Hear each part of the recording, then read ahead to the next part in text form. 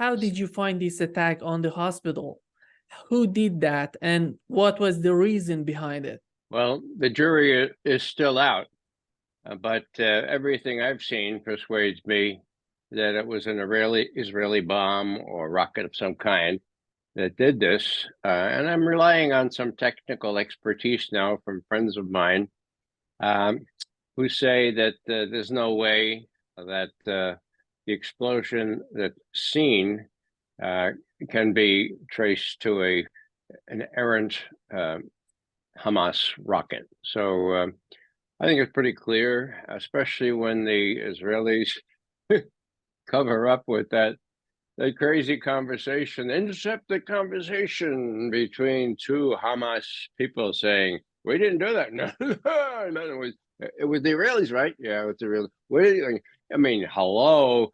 Even the accents of those Arabic speakers didn't coincide with what you would expect from Hamas. So I guess unless further proof comes in that says I'm wrong, seems to me very much the case that it was an Israeli strike and that they're covering it up.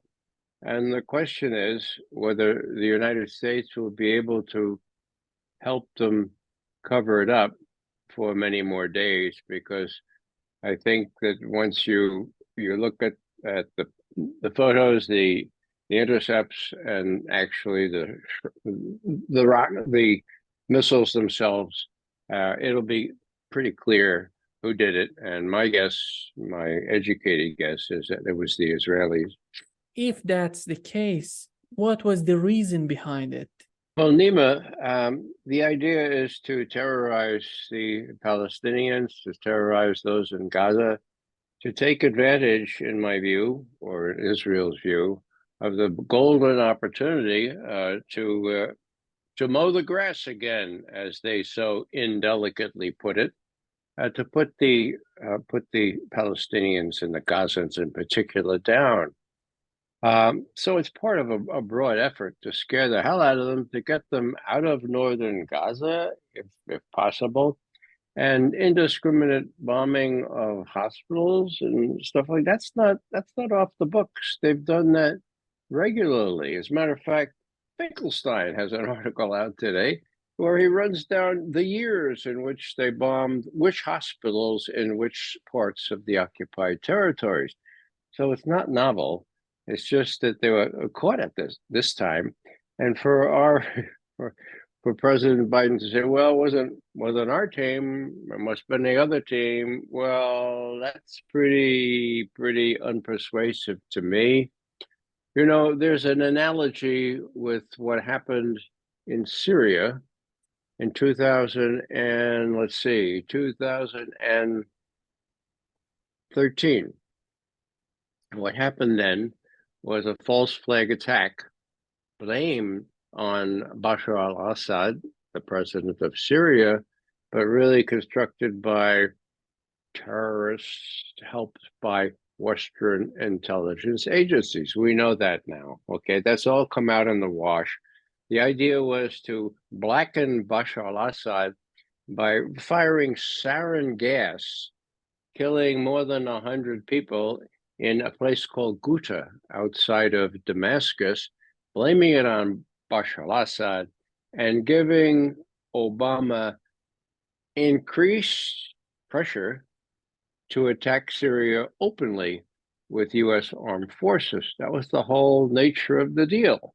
As a matter of fact, it's a casebook study. A year before, Obama was standing up at a press conference and he was saying, you know, we're not going to get militarily involved in Syria. This would be crazy. Unless unless something happens. No, and then he got a little question from someone in my view being Hillary Clinton, the Secretary of State at the time, or one of her minions. And they looked up and he said, now, with respect to, are there no conditions under which we would attack Syria militarily? Well, there are. if Syria used chemical weapons, or if Syria even moved chemical weapons around, that would change my calculus, says Obama. If memory serves, this is the 10th of August, 2012. Exactly a year later, there's this attack. Almost exactly August 11th, I think, outside of Good. I haven't looked at these things in a while. So what happens? Kerry gets right up, okay? And he says, Bashar al-Assad, Bashar al-Assad. He says it 25 to 30 times. He did it. And we need to intervene now. We need to start another war, is what Kerry said. And it looked very much like Obama was hemmed in here, that he had said or had been prompted to say a year earlier that this would change his calculation. Okay, well, now they're saying, all right, Obama, the Syrians, Bashar al-Assad has used sarin gas as chemicals. They moved them, they used them. Now we have to invade. No, that was all at the end of August 2013. Obama didn't want to start another war, to his credit. I mean, you already had Iraq, you already had Afghanistan. Obama was not dumb. He knew that he was being hemmed in, and all of his advisors, to the last one, was saying, "Now you got to do it. Look, you promised to do it just a year ago." Okay, so he didn't do it. Whoa! I was outside the White House with about 1,000 other people on a day that Obama was making a press conference, and everyone expected him to announce that he was going to attack Syria to get back for this terrible attack that Bashar al-Assad did outside Damascus. And guess what? He didn't say that. I was the next speaker up, and somebody handed me a piece of paper and said, Obama says he's not going to do it right now. He's going to ask for permission from Congress. I couldn't believe it. So I said in subjunctive mood, well, I just got a note saying Obama is going to ask for congressional authority to do that. That's what the Constitution provides for. And after all, Obama is a constitutional lawyer. So this is good news. And everybody went, yes, okay. Well, 2 days later, John Kerry, who was then the new Secretary of State, appears before a committee, a Foreign Affairs Committee of the Senate, headed by Menendez. Menendez is now under indictment. He escaped the first time. Looks like they got the goods on him now. Menendez is going to end up in jail. He's a real Zionist, okay? So he says, Secretary Kerry, what do we need to do? Kerry says, we need to retaliate. He says, well, how's the war going in Syria? As Kerry says, our people, the people we're supporting, the good, he didn't say the good terrorists, he said the good insurgents against Bashar al-Assad are winning. And so, okay, the next day, Obama, by providence or by coincidence, goes up to St. Petersburg to meet Putin. Oh, we're talking, I think, the third day of September 2013. Yeah, I think I got my dates. I may be off a date. Okay. Anyhow, Obama goes up without Kerry. What does Putin say? Well, on the day that Obama arrives, Putin allows himself to say publicly on TV about Kerry, он врет, он знает, что врет, это печально. He lies. He knows he's lying. This is really sad. Whoa. I had never seen a president of Russia accuse a Secretary of State of the US or anybody else of lying outright. But that's what greeted Obama, okay? Now, the next day they got together. And what Putin says to Obama is, look, I applaud your reluctance to get into another war. And I've got a way out for you. Obama says, a way out? Yeah, yeah. We've been talking to the Syrians. We have persuaded the Syrians to destroy all their chemical weapons in place. Okay. Now, they wouldn't destroy them in place. They'd gather them and have them destroyed on a ship that would have to be specifically rigged, constructed for such destruction. You have one of those, President Obama, and I mean, this would be done under UN supervision. Obama says, the Syrians agreed to that? Putin says, yes, their foreign minister is going to announce it tomorrow. And sure enough, the next day, their foreign minister announces it.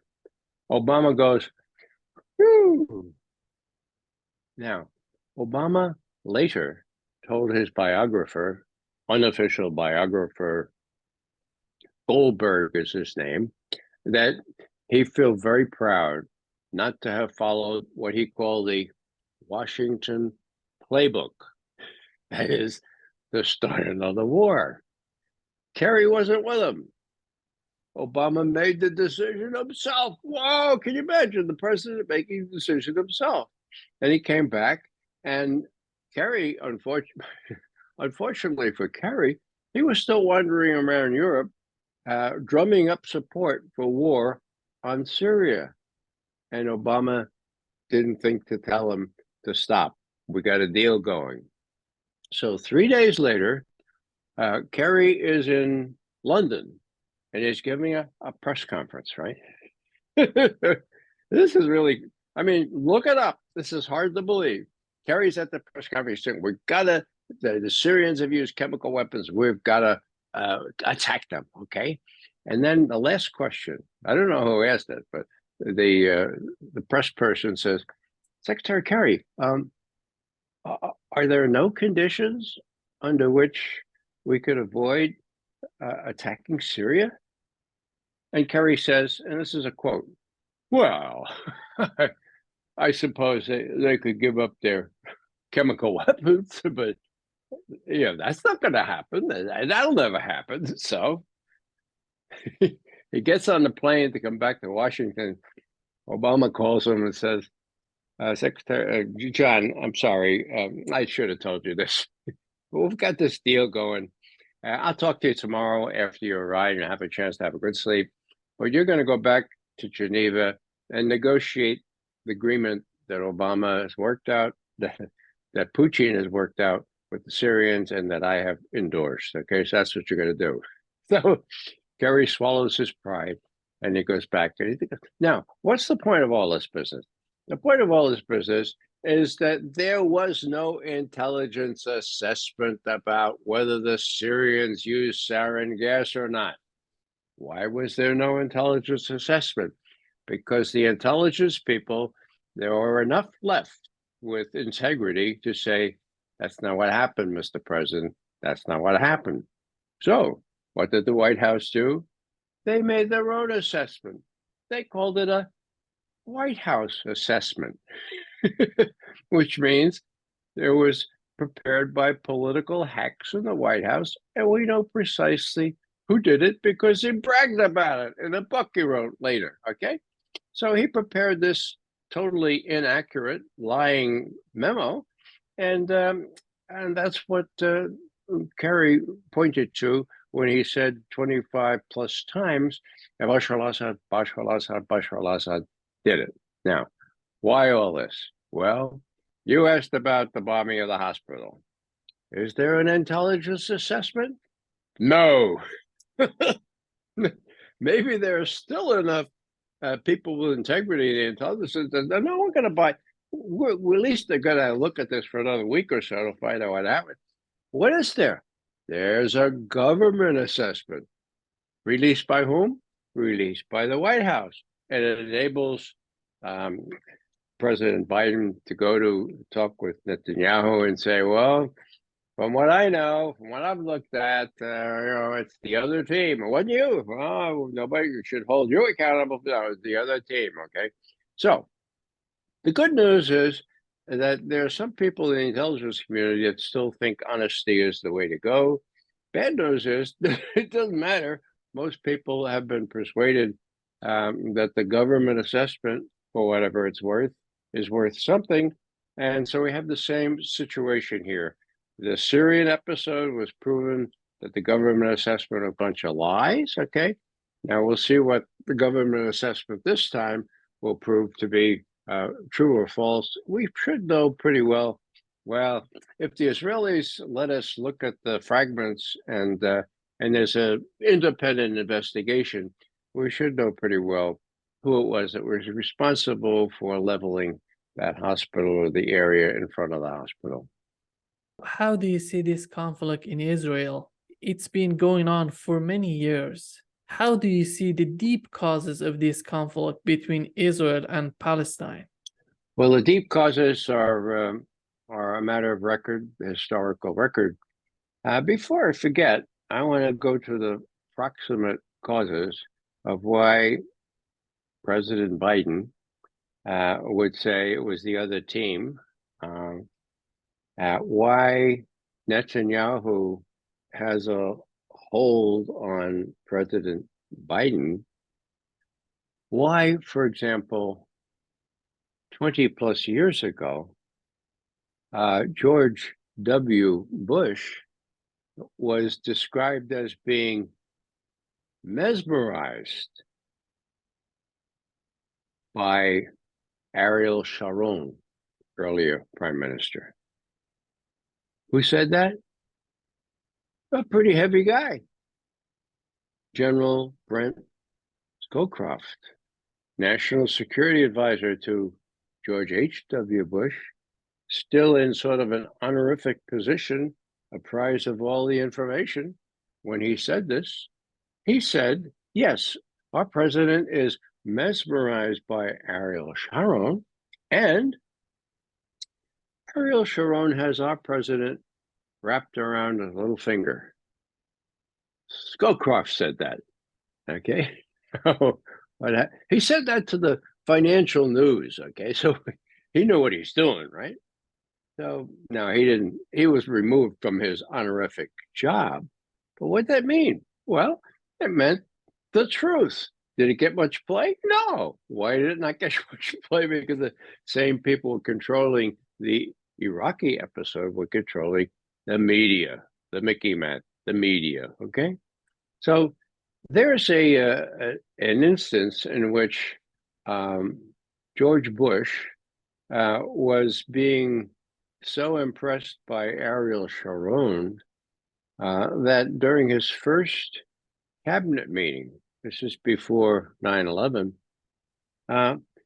we have this account where it comes from the newly appointed Secretary of the Treasury. Okay, I'll remember his name in a second, but he was just anointed, like confirmed, and then he was allowed to take part in this first National Security Council meeting under George W. Bush. Okay, so he says it was really amazing because what W said was, "Hey, any of y'all know Ariel Sharon?" And Powell, Secretary of State, raised it. Yeah, I met him. Yeah. Well, I think he's a good guy. I mean, he's a strong man. I think we should just give him his space and give him reign to do whatever he wants there in Palestine. Now, Colin Powell didn't have the guts to. Well, he did have the guts to say this. He said, "Well, you know, that might cause a lot of problems, Mr. President." But Bush said, "Well, forget about it. We'll just see what happens, okay?" And it seems clear that Powell didn't remonstrate. There could be an argument that Powell should have quit on the spot because he should have known what was coming. Okay, that same year, Netanyahu was caught on videotape in a little private session with supporters. Now, there was a cam in those days, a little video running, and he said, turn it off. But guess what? He didn't turn it off. And so we have this. I'm not going to ask you to play it right now. I made a transcript of it, and I'm going to read you just a few key sentences in the mouth of Netanyahu.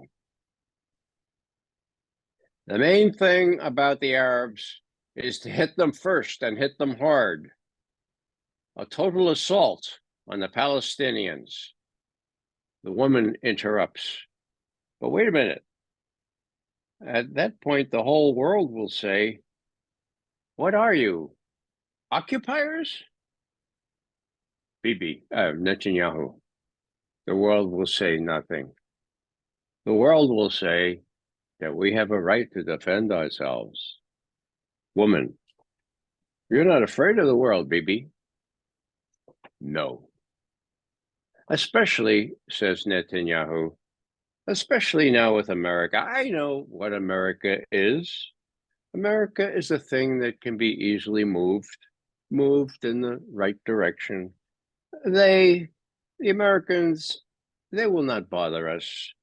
Let's suppose the Americans will say something to us, Israelis, so they say it. So what? 80% of the Americans support us. It's absurd, says Netanyahu. We have such great support there. And we say, what shall we do with this support? And he goes on here. That's a literal transcription of the words of Bibi Netanyahu. The year is 2021. The videotape is available on the web. You can look at it. So, okay, if the Americans can be moved in the right direction, and if they'll say we have the right to defend ourselves, forget about it. We can do whatever we want. Now, guess what? That was what, 22 years ago. Things have changed. The Americans are no longer dominating the world scene. As a matter of fact, what the old Soviets used to call the world correlation of forces, it's a simple concept. When you had a balance, you had a degree of stability. With the ABM treaty, for example, neither side could ever think it could do a first strike. And so, yeah, it was a balance of terror, but it was a balance, okay? Now, what's happening now, of course, is that the balance has shifted, okay? After World War II, and especially after the fall of the Soviet Union, the U.S. was the unipolar power, okay? Now, that was a long time ago now. No longer is. People talk about a multi-power environment. Well, that's certainly true, but I prefer to describe it as a bipolar environment. In starkest terms, it's the US over here and the rest of the world over here. And if you need further proof of that, look at the UN discussion at the Security Council yesterday, when a very reasonable ceasefire proposal was voted down. Was it 12-1 with 2 exemption? 12-1? Who was that one? It was the U.S. So the U.S. is being isolated now, in a way that never would have happened before. And Bibi Netanyahu, for all his confidence and being able to move the United States, well, he's up against it now, because the United States no longer has the power that it used to have when Bibi said these words. Witness the fact that the president of Iran calls up Mohammed bin Salman, the head of Saudi Arabia, and he says, "Hey, we got to talk about this. Our Arab brethren are being slaughtered in Gaza. We got to be ready to do something about this, okay?" And then the head of Egypt, and the head of Jordan, the head of Lebanon, they're all saying, well, no, we don't want to host a meeting with the president when he comes. Thank you very much, but we're real busy. Why don't you just talk to Bibi? So they turned down a meeting with the president. Egypt, the other countries in the area refused to take refugees from Gaza. Why should they take refuge? Why should there be refugees from Gaza? That was the other point of the UN resolution, to make sure that Israel went back on this threat to decimate the Gazan population, first by moving half of them down to the south. There are 2.3 million people in Gaza. It's the largest open air concentration camp ever. I mean, not even Auschwitz on that scale. So it's coming to a head now. And what we have is not a relationship of equilibrium between East and West. We have the US claiming to isolate Russia. And that claim being held up to ridicule as Russia, China, India, Brazil, Indonesia, South Africa, all these countries are arrayed against the would-be hegemon, which no longer can work its will. So what's happening now is that the Arabs are getting together, and the head of Iran is meeting with the head of Hezbollah, meeting with the head of Hamas. They're making no secret about this. They're saying, look, enough is enough. We're powerful now to stop you. If you go ahead and do one of these lawn mowing, as they call it, in Gaza, if you perpetrate genocide, let's face it, that's the name of what's going on here. Genocide, we won't abide it, and we don't care how many aircraft carriers are off the Lebanese coast. You'll hear from us, and you'll hear from us in a way that we never could have marshaled such support before. Let's talk about the deep causes. What did happen to Palestine? What's the origin of this disagreement between Palestine and Israel, in your opinion? Well, Nima, I wrote a piece recently in response to one of my daughters. She asked me 2 Sundays ago, right after the big attack by Hamas, what's going on in Israel? And I thought that that was good, that she thought my opinion was worth listening to. A prophet is often without renown in his own hometown and even in his own home. Anyhow, I took the trouble to write something, and I pointed out that when I was 9 years old, Israel achieved its independence, 1948, okay? And I lived in New York City with a very heavy Jewish population, heavy Irish, Italian. We all were ecstatic. Israel has a place of its own. It's got a new state there. No one told us that there were people already there. Yeah, how naive we were. Well, how could we know? The press didn't play that up. So, long story short, Palestinians have been there not only for decades, for centuries, okay? It wasn't empty land that all of a sudden we're giving the British and others are giving to people to settle in Israel. It was already inhabited. What happened to those people? Well, we know what happened. When the Israelis came in, they were ruled by very real terrorists. And what they did was they terrorized the Palestinian population to the point where 750,000, got that? 750,000 Palestinians were uprooted, displaced from what was later called Israel, and sent into banishment. Now, many of them went abroad, of course, but about half of them went to Gaza, okay? And that's how Gaza became a concentration camp for Palestinians that were banished from their homes. Now, the saddest thing, if you go to this part of the world, are the keys, okay? Many of the Palestinians have the keys to their homes, okay? In Jerusalem, elsewhere, in the West Bank, they have they're great big keys, and they have the keys to their homes. And many of those homes are demolished by now, but some are not.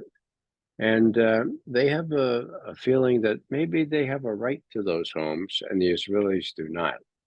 And so what has happened is the United States have been able to give full support. As Bibi says, 80% of the Americans support us. It's absurd. Well, that's out of the mouth of Bibi Netanyahu. It is absurd. Why is it? Well, the media have a lot to do with it. The lack of accurate history has been told since 1948 has a lot to do with it. But Americans really don't understand what's gone on there and how a whole, 2 generations now, the Palestinians have been shunted aside. If they couldn't go abroad, they ended up in places like Gaza or on the West Bank, in which they're treated, and treated not very dissimilarly from the way Southerners treated our slaves before the Civil War. And because that's just the very beginning. What happened was the Israelis really wanted to expand their land. That was just a pretty small piece of land there on the Eastern Mediterranean. And so they saw a good chance to do that in 1967. Now, what happened? Well, the Israelis said, the Egyptians are about to attack us. We're going to preempt that. And so they destroyed the Egyptian Air Force and, for good measure, the Syrian Air Force.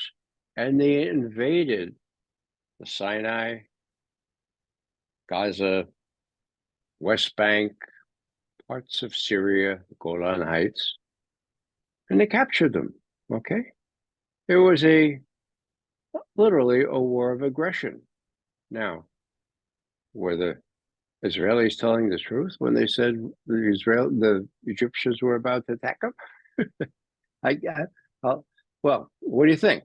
Here's I think I have somewhere here what happened. Yeah, that was 1967. In 1982, a former Israeli Prime Minister Menachem Begin got up before an audience in Washington, D.C., and in a bravado and chutzpah that can hardly believe, he said this, and I quote, "In June 1967, we had a choice. The Egyptian army concentrations in the Sinai approaches do not prove that Nasser was really about to attack us. We must be honest with ourselves. We decided to attack him. Period." End quote. Isn't that interesting? Now, what did the world community say to that? Well, there was a UN resolution way back in November 22nd, 1967, which condemned the Israeli attack on Arab lands and which stipulated that Israel must withdraw from the occupied territories. Now, that must have been a close vote, huh? Would you believe it was unanimous? Everyone, including the US, voted that Israel should withdraw from the occupied territories. What did the Israelis do? I referenced Netanyahu. 80% of the Americans support us. UN resolutions, unanimous resolutions, forget about it. We don't have to worry about that kind of thing if we get that kind of support from America, and if the US president will come to us and say, your team is good, the other team is bad, we will support you to the hilt, okay? So that's the background here. Another thing that could be mentioned is that in June I think it's June 8th of 1967. During this war, where Israel conquered these lands and widened its realm, the Germans called it Lebensraum, more room for living and protecting your country, okay? During that time, there was a U.S. naval vessel off the Sinai coast. It was the USS Liberty. It was the most sophisticated intelligence collection ship that ever was. It was outfitted with antennae going all over the place, and the Israelis knew exactly what it was doing. It was intercepting what was going on in the war that was underway. Now, what happened? Well, on the 8th of June, early in the morning, Israeli warplanes reconnoitered over the USS Liberty and took pictures and all. As some of the sailors knew it was Israeli plane, they waved through the window, and all. They came back afternoon and strafed and shelled and poured napalm on U.S. Liberty, eventually killing 34 U.S. sailors, wounding 170 plus, okay, and trying to sink the ship. Now, why were they trying to sink the ship? Because they knew that even though the USS Liberty was in international waters, 13 nautical miles off the shore, they were intercepting all kinds of very damning information coming from the Israelis and from the Egyptians and so forth. And they wanted to make sure that that never saw the light of day. They also had plans to go up and attack Syria in the next day or two. And, with the Israelis and the United States, the Israelis prefer to ask for forgiveness rather than permission. So when they wanted to attack Syria, and the U.S. was saying, no, please. I mean, you gotta don't do Syria too.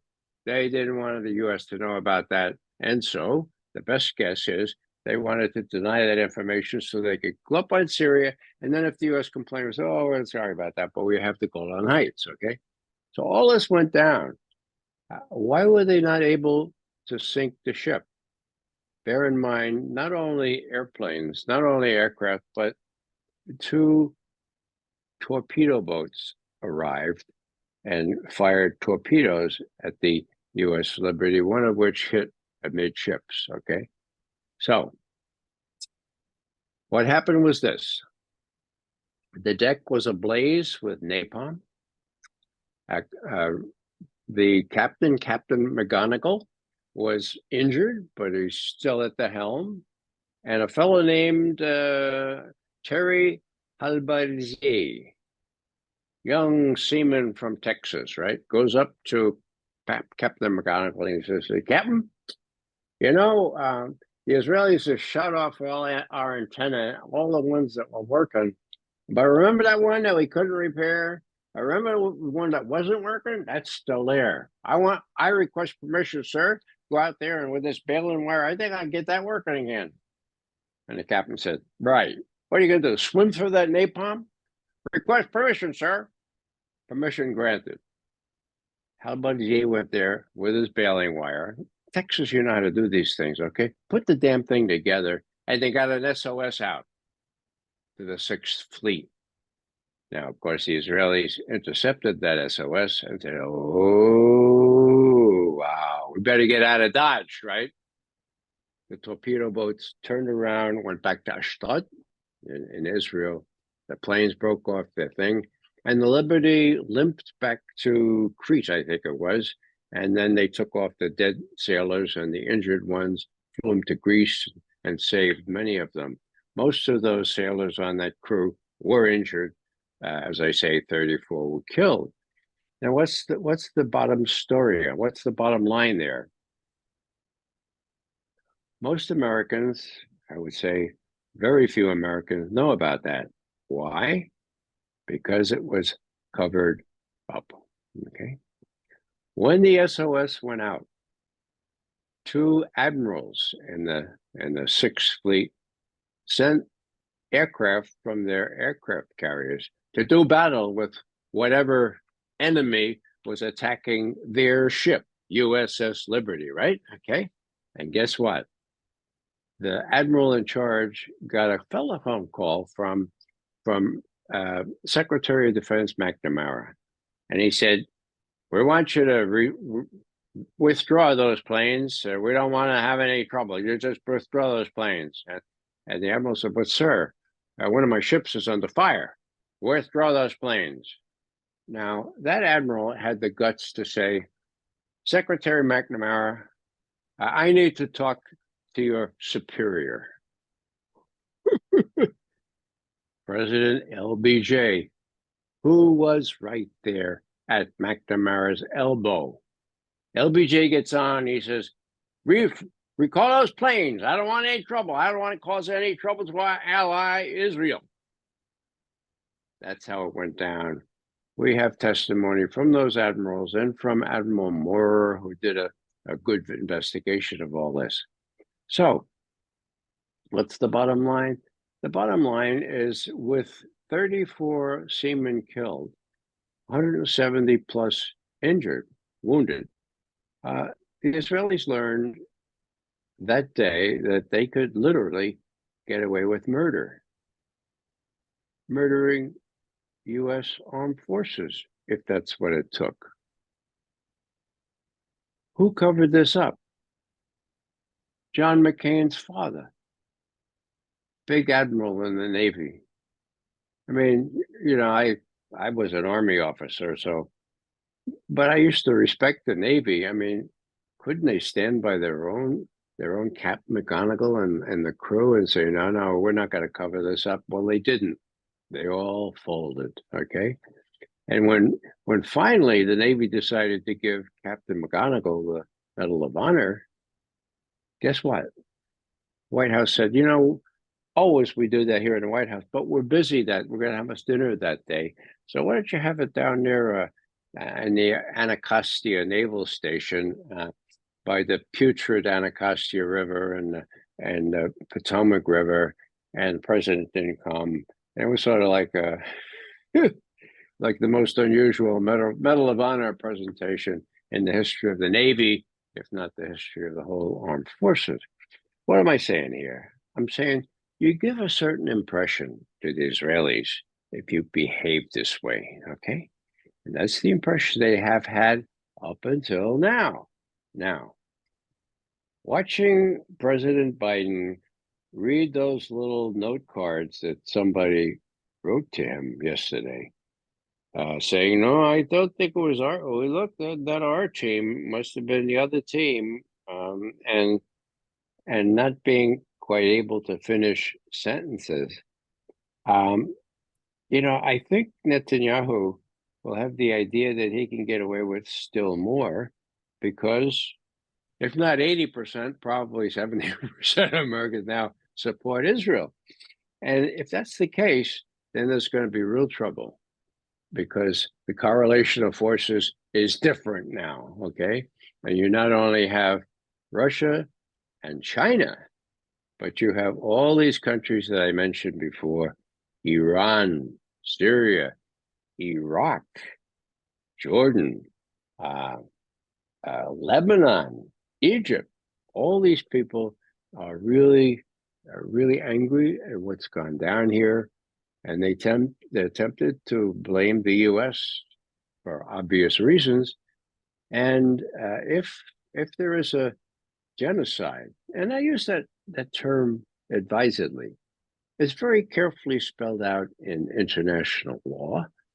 A friend of mine, Professor Francis Boyle, won 2 genocide prosecutions against Yugoslavia way back in the late 90s before the World Court. So it's clearly defined. It's winnable, except when Israel is concerned, up until now, and that's the key point here, up until now, it's not been possible with respect to Israel. So what will these people do? What will happen to the USS General Ford, the USS Eisenhower? Now, the Ford is already off the shore of Lebanon, right? And the Eisenhower will join it in a week or so. What will that mean? Well, that could mean real trouble, folks, because they're sitting ducks. I mean, the era in both senses, ERROR and ERA of aircraft carriers is over. All it takes is one missile, one hypersonic missile, and the rest of that story is the announcement yesterday by no less than President Putin of Russia that he has aircraft armed with Kinzhal missiles flying over the Black Sea. And Kinzhal missiles, for those of you who don't know, fly at Mach 9. For those with some gray in their hair, you'll remember Mach, speed of sound. Whoa, that plane goes by Mach. Then Mach 2. Whoa. Can you imagine Mach 9? They go at Mach 9, and they're blockbuster type warheads. They don't even need to be nuclear warheads, but there is no defense against them. So what's my point here? They are in range of the USS Ford, the USS Eisenhower when it gets there. And there should be a certain deterrent effect of that. But even if not, take Hezbollah, for example. Take Hamas. Take the terrorists who killed 241 Marines in Beirut, the Marine barracks, in 1983. Okay. What does Hezbollah, what does Hamas have to lose from taking a pot shot at the USS General Ford? Not much. So the idea that the Ford and the Eisenhower are going to be a deterrent to Hezbollah to join the fight from the north, that's really lame reasoning. I mean, it's out-of-date reasoning. It's reasoning that may have obtained 20, 40 years ago, not today. So it's very dangerous to put these guys there. They're sitting ducks, and let's hope that General Austin, who is the father of all this projection of force, let's just hope that somebody on his staff says, hey, Secretary Austin, this is really dangerous. Austin was caught this week saying, in answer to a question about can you handle 2 or maybe 3 wars? Ukraine, Western Asia, we used to call it the Middle East, and China. And Austin puffed up and he said, well, yes, we can project power. We can project power in all those areas. That was not the question. The question is whether they could handle wars. The answer to that is no. Matter of fact, the answer to that is no in any one of those 3 areas. It's going to be really tough if Austin has to learn that the hard way. Last thing I'll say about Austin, was it just yesterday that Biden was there? Anyhow, before he came home, after he had already said, "Oh, this is my team and your team, that business. It was not our team that did this." He said, "Now I've had confirmation from the Defense Department." So again, is there an intelligence assessment? Apparently not. He didn't even say confirmation from the Defense Intelligence Agency, of which there is one. But Austin is famous for overriding judgments by Defense Intelligence Agency and command analysts. When he was head of the CENTCOM command in Tampa, 51 analysts filed a complaint with the Pentagon Inspector General saying, when we offer our objective analysis on Syria, he changes it. He gets his people at the very top level to change it. Now, I have never known 50 intelligence analysts to get together and make such a complaint. It was not only the people working in Tampa, it was people working in the Defense Intelligence Agency. So here's a guy famous for adulterating intelligence, changing it at the top. And here's Biden saying, oh, the Defense Department, again, not the intelligence agency, but the Defense Department sort of confirmed that as the day went along. Well, to me, that's pretty transparent and not to be given much credibility to. Actually, Janet Yellen just recently said that the US economy is doing great, that we can afford the war in Ukraine and the conflict in Israel. Well, Nima, this is really important, the point you raise here. There is such a thing, what the economists call opportunity costs, okay? So for every F-35 that you construct and costs 150 million or so for one aircraft, what could be done in a school district or in a state to help poor people in our country? I mean, it's really very arrogant, and it's very unconscionable to say, look, we build all these fighters, we line the pockets of people who build and sell these armaments, and the rest of you people, well, we're defending you. Well, then, I mean, the F-35 itself has real problems, right? So the opportunity costs here should come into play in anybody's calculus. And I have a way of saying that there's a mother of all opportunity costs, and that is global warming.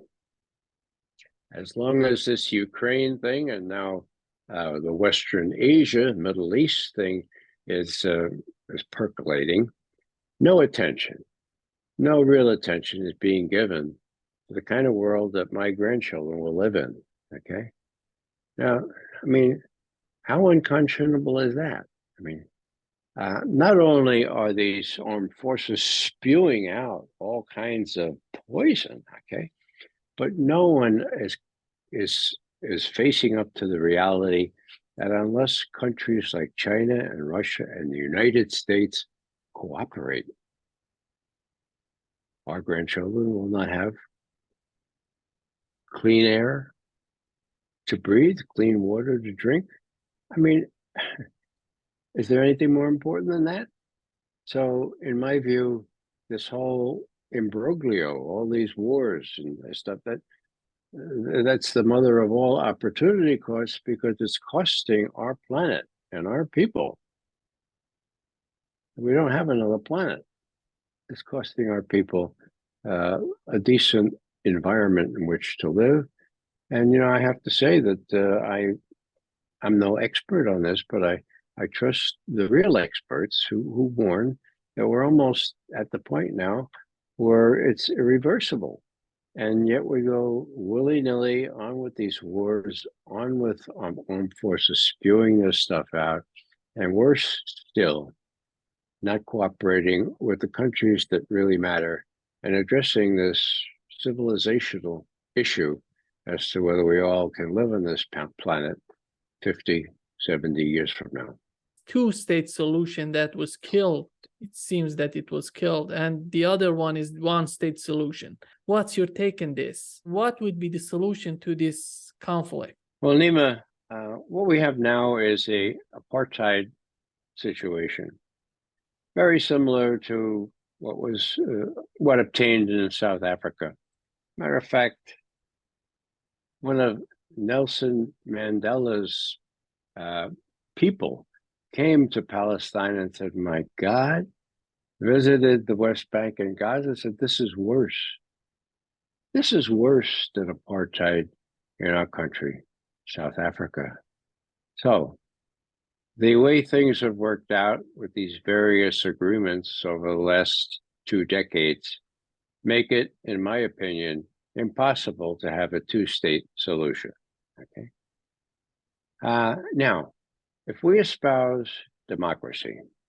And if we acknowledge that the Palestinians have equal rights in that part of the world, one can argue more equal rights since they were there first, okay? Then who could be against having a one state where everyone has equal rights? Well, I'll tell you who would be against that. Bibi Netanyahu and the people who consider that the Jews are superior, and that they have been given this promised land. And it's not a deal in their view. It's not so that there'll be no poor among you. No, no, no. This is a kind of a deal where, you know, we are ascendant. You guys do what we tell you to do. So if there's a democracy to be had there, it's got to have one vote for one person. And if that means that the Palestinians have the majority eventually, so be it. That's the way democracies work. Now, are there hurdles in front of that? Of course there are. There are the Israelis who are described just now. And then there are the 80% of the Americans who support the Israelis no matter what. And why do they do that? Because the only story they hear is from the media, which I have to admit, and it should be admitted, is largely controlled by people pro-Zionist, some of them flaming Zionists. So we're up against it, but I mean, it seems to me that the world should come behind at the democratic solution here. And to me, that would mean one Palestine with Israelis having equal rights to the Palestinians, not having superior rights. You wrote a piece on your website fact-checking Putin's statements on Ukraine. Could you describe us what was the importance of this piece that you wrote on your website, and why did you do that? Well, Nima, we're just about to get into the fracas on the Middle East. And meanwhile, Vladimir Putin was going off to China as a symptom of how the correlation of forces has really changed, okay? I'll just kind of try to give you a visual here, okay? There used to be kind of an equal triangle here, equilateral triangle here. Here's Russia, here's China, and there's the United States, okay? Now that triangle has become an isosceles triangle, okay? Two equal sides here, right? But the US with a short end of the stick, so to speak, okay? That all happened by virtue of ineptitude on the part of US policymakers. But that's the reality. That's what exists now. And so that's what we have to contend with. So I got a little off track by mentioning that Putin was going to China. On the day he left for China, he gave an interview to a Chinese state news service. And it was typical. It was videoed. I watched it and I listened to it in Russian, which I understand. And it was typical Putin. About an hour long, no notes, ad-libbing answers, thoughtful answers to a whole array of questions, including relations with China, but also including Ukraine and whether it's possible to deal with the United States. Now, did that get much play in Western media? No.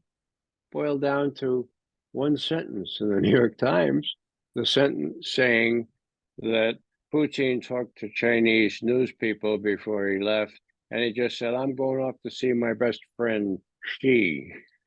Serious? Whoa. Okay, so I said to myself, you know, not too many Americans read my website, but maybe we'll catch on. Maybe Nemo will read it, okay? And I said, I'm going to fact check what Putin said. Now, again, it was ad-libbing. He's not consulting any documents or anything. And as I went through that, I said, well, that's correct. And yeah, that's right. And whoop. And whoa, that's correct too. There were two things I wasn't really sure of. So I checked with experts that really I'm very lucky to have. But one had to do with the initial invasion by Russian forces in Ukraine. You'll recall that they went up toward Kiev, and there's always been some dispute as to why they stopped and why they went back, right? The major media would give you to understand they were summarily defeated and given a big bloody nose. But Putin claims that as soon as the special military operation started, the Russians and the Ukrainians saw some merit in talking and tamping this thing down. Okay. The Russians didn't want to occupy Ukraine. All they wanted was a measure of security on their border with Ukraine. They wanted Ukraine not to join NATO. They wanted a kind of a neutral Ukraine, a demilitarized Ukraine, at least in these areas, and they got it. Well, if Americans don't know this, please listen. They talked to the Ukrainians, the Russians and Ukrainians, in Belarus during March of 2022.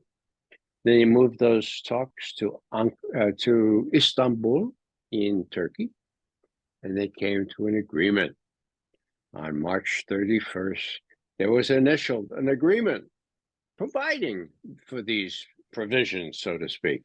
Okay, no joining NATO, no bulwark on Russia's border, a codicil in some detail as to how many forces and what kinds of forces could be deployed where. Okay, it was a done deal. All it needed was approval from the top, and Zelensky was involved about this. Okay, now 1st of April, some doubt. What the Ukrainians said was, "Oh, wait a second, I'm not sure." Now we know from Ukrainskaya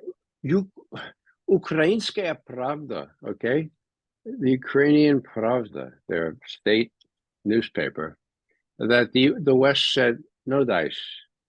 They sent Boris Johnson from UK, he was a prime minister at that time, to talk with Zelensky. And what he said, according to Ukrainskaya Pravda, was no deal, no deal. You may think you can work out stuff with the Russians. We don't accept it. And if you accept it, we're not going to give any more support. Now, Putin says this in his interview. And he also says, as soon as we had withdrawn our forces from around Kiev, the Ukrainians welched on the deal. That is, they went back on this deal. And so I said to myself, now I've heard that before. I wonder if it's true. I wonder if that's the reason that the Russians withdrew their forces from around Kiev rather than they got a really bloody nose. So I compared notes with some of these military experts that I know and that I trust. They say, yeah, that sounds right. There was a deal. And so I checked that out. Okay. So here I'm doing a fact check. I'm fact checking my fact check, and I'm getting the best of advice. I had to do that on two issues. I forget what the second one was, but here's the point. Everybody says, Vladimir Putin, he's a killer. He's an reincarnation of Hitler. He's a terrible person, and he lies and he lies and he lies. Okay, so do Americans ever have a chance to see what he says? No. So I said, well, I'll give the Americans a chance to see. This is what he said on all these impromptu, all these issues, and let's check it out. And so I did check it, and I double checked it as I just indicated, and I put correct on the paragraphs, and I gave that to a website that regularly publishes my thing. And guess what, Nima? It would publish it. Now, this is not CBS or MSNBC or CNN. This is a very prominent website, alternative media. They do a lot of good stuff, but this went a little too far. I was accused of being too favorable to the Russians. No, the truth is the truth, for God's sake. If it's the same as what Vladimir Putin says, it's still the truth, okay? So I adduce that little story as an indication of how bad it's gotten. That even people with progressive bent, even people who ordinarily publish my stuff without hesitation, once I say that Vladimir Putin is telling the truth, that goes beyond it. You can't say that, because people might say that you're in Putin's pocket and they don't want to risk that. So those are the hurdles that we face. It's out there. I'm getting some pretty good play on that. A couple of the websites have used it. And if people want to say that my fact check is defective in any way, well, the decent thing to do is say, well, we don't agree with this point because we say it this way, and this is why we see it this way. It's none of that. Just that, it just sounds too pro-Russian. Well, that episode speaks volumes to me. I'm not going to stop putting stuff on my website, raymcgovern.com. I hope people who are watching or listening to this will go to it. My son, who runs the website, he says, Dad, for God's sake, don't forget to mention raymcgovern.com, and always add, if you don't get it, you don't get it.